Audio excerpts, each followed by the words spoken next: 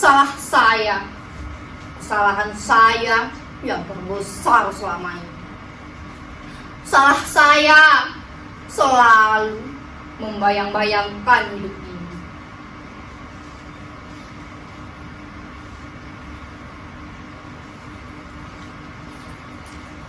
Saya tahu,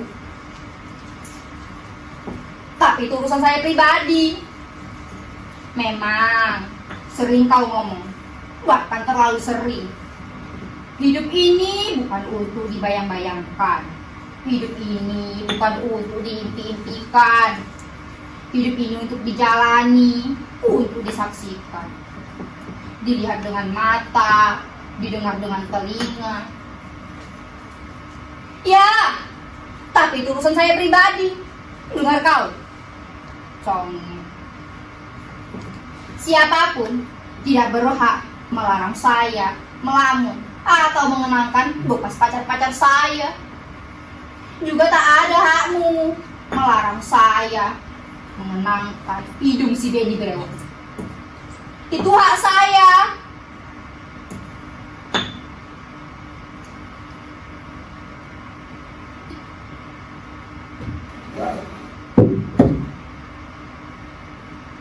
Betul saudara-saudara, itu hak tiap-tiap orang, hak asasi manusia. Saudara pun tak berhak atas dunia sunyi seseorang. Dan saudara pun akan menjadi pembohong besar kalau sekarang berani mengatakan bahwa saudara tidak pernah melamun. Dan siapa yang kuasa melarang saudara mengerjakan pekerjaannya dan itu? Dalam keadaan begini, saya ingin mabuk saja menelan semua sambal itu. Saya tahu sambal itu perangsang nafsu makan. Tapi saya tak perlu dirangsang. Tanpa sambal itu, saya mampu menelan sekaligus nasi sebanyak ini. Nasib!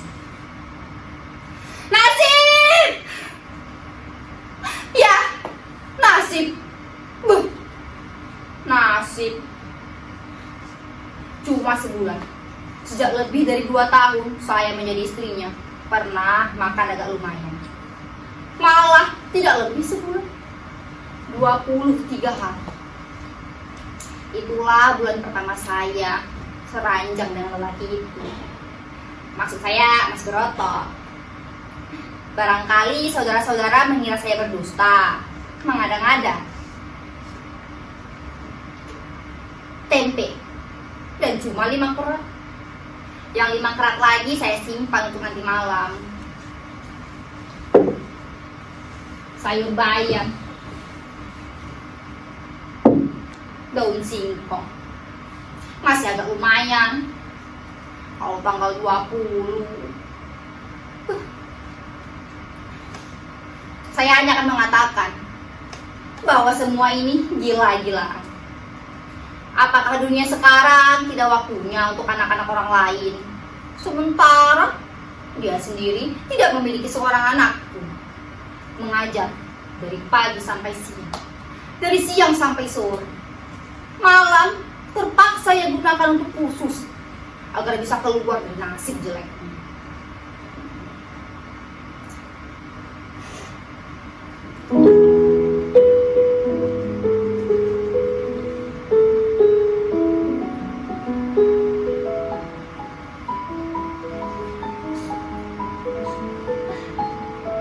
Dulu saya bayangkan betapa bahagianya hidup saya. Saya bayangkan betapa bahagianya bangun pagi-pagi menyediakan sarapan, menunggu dengan berdebar-debar kedatangan suami dari mengajar. Makan siang bersama Mas Broto, mandi bersama Mas Broto, tidur siang bersama Mas Broto, jalan-jalan senja hari, makan malam bersama Mas Broto, dan akhirnya tidur dalam pelukan Mas Broto. Geli! Alangkah menggelikannya waktu Mas Broto menyatakan cintanya pada saya. Saya ingat betul, di pasar malam, di tengah keramaian, kok sempat-sempatnya ia mencurahkan isi hatinya. Dikatakannya, Jeng, yang pertama cuma itu. Karena lalu ia menelan ludahnya. Jelas sekali naik nafsu barangkali. Kemudian ia mengulanginya lagi dengan suara gemetar, seperti penderita malaria. Lain wajahnya. Katanya, Jeng, kau sangat manis. Surat di leher saya terasa tidak normal lagi. Gemetar sekali saya. Tapi saya goda dia. Apa iya? Dia lebih gemetar.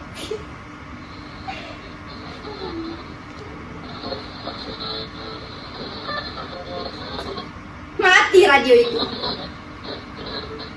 Biarkan saja. Radio itu bukan punya kami. Itu punya tetangga. Alah, apalagi radio. Bisa membeli pakaian yang bagus saja. Sudah alhamdulillah. Sebenarnya, lelaki itu bisa saja membeli radio kalau dia mau. Tapi dia seorang pengecut yang sukar untuk yang punya.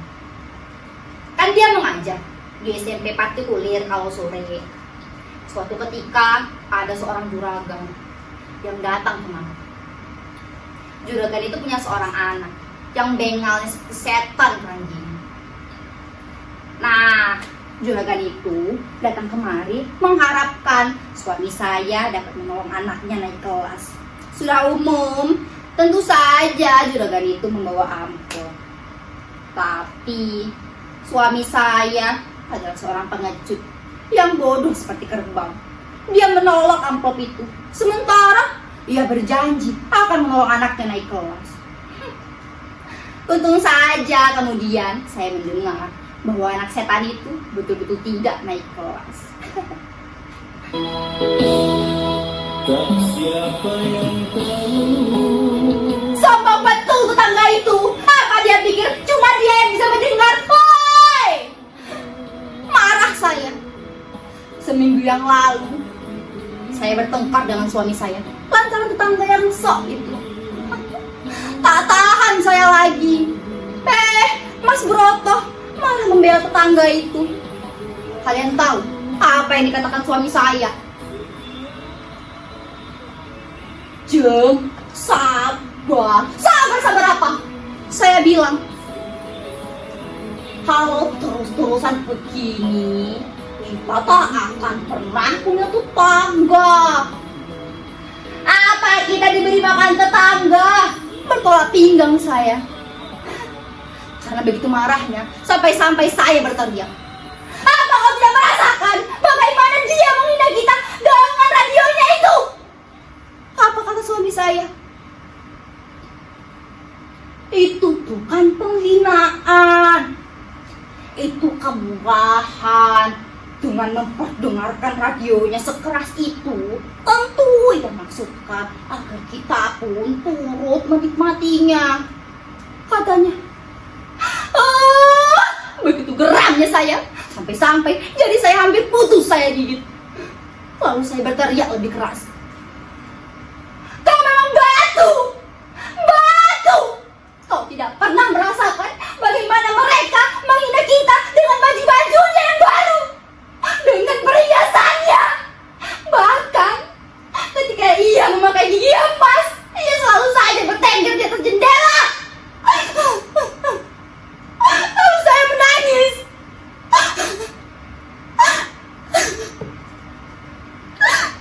Dan kalian tahu apa yang dilakukan suami saya? Kalian tahu? Kemudian saya lihat dia sudah mendengkur, tidur, bau.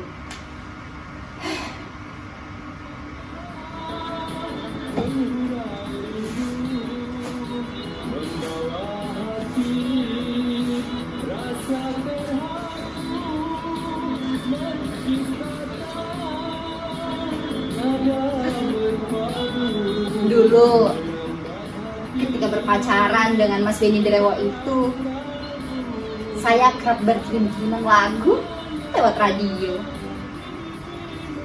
Jangan bilang-bilang ya, sebenarnya waktu pacaran itu saya sudah bercium-ciuman dengan Mas Benny. Dan kata terutama dalam beca. Tentu saja suami saya tidak pernah tahu akan hal ini, karena tak pernah saya beritahu.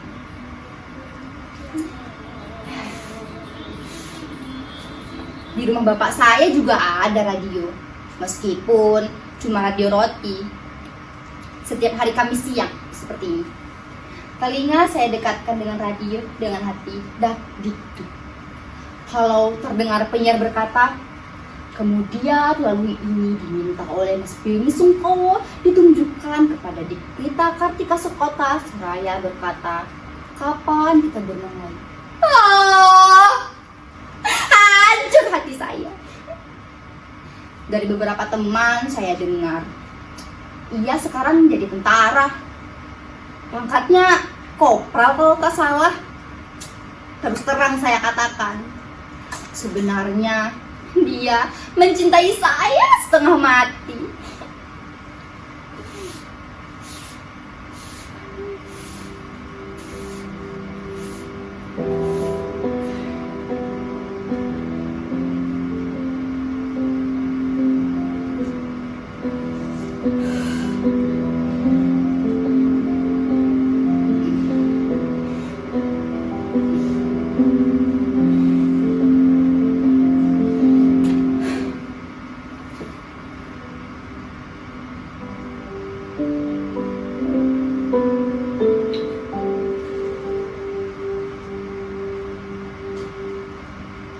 Bonceng di atas sepeda motornya. Betapa anggunnya bonceng di atas sepeda motor dengan tentara yang gagah, seorang kopral.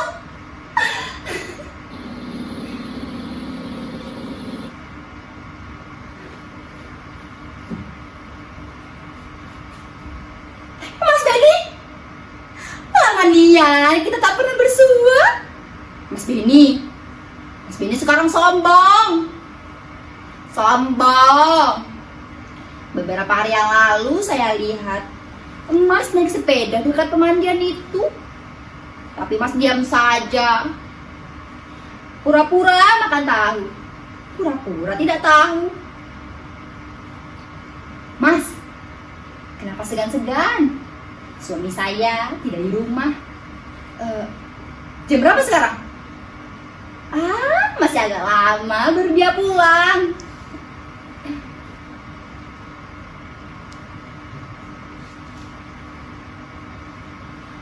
Mas, kau terlalu tega. Kenapa kau tidak merebut aku dari Mas Broto? Aku kira kau mencintai. Tidak. Kau pasti tidak sayang pada Prita. Kau pasti benci pada Prita. Kau pasti benci pada Prita. Kau tega. Kau tega, kau tega. Kau tega membiarkan saya makan sambal setiap hari. Kau tega membiarkan saya makan sayur daun bayam setiap hari.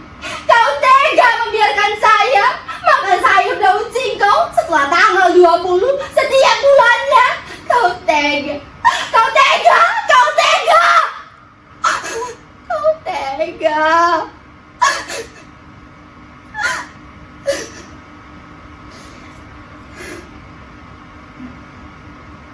Apa kau bilang, Mas? Kita minggat ke Jakarta. Oh, Kresnoku. Rumah bagus, pakaian bagus. Mas, kita tak boleh menunggu lama-lama. Kenapa mesti bulan depan? Kenapa mesti menanti lama? Tidak, Mas, tidak. Tak tahan saya sudah. Pingsan saya setiap kali mencium bau apek rumah ini. Tidak, Mas. Sekarang tidak siapapun yang berkuasa melarang saya, termasuk bapak saya. Saya sungguh-sungguh tidak mengerti apa yang ada di balik tubuhmu yang besar itu. Angin. Oh, ternyata kau tidak lebih, cuma Sengkuni. Jengkel betul saya. Mas Beni,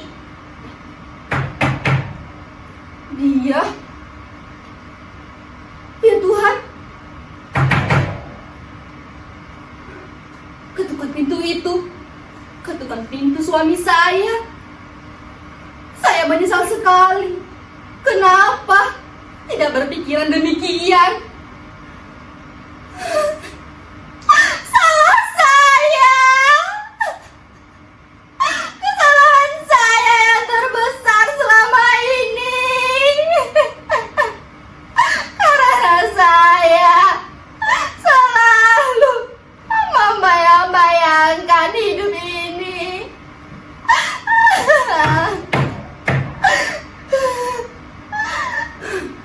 Tapi saya yakin siapapun pasti pernah membayangkan hal demikian.